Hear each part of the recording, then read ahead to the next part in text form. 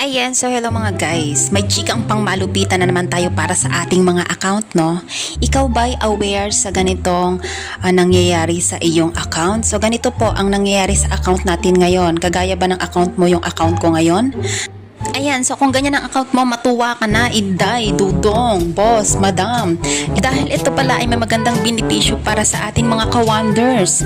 So magiging visible po pala tayo sa lahat ng mga followers and non-followers po natin sa loob ng isang linggo, mga guys. O, mga isang linggo, diba? Ang tagal-tagal din nun, mga ilang videos pa may upload natin, mga guys.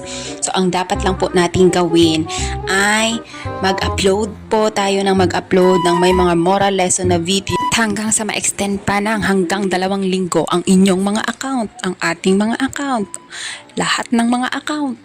I love it.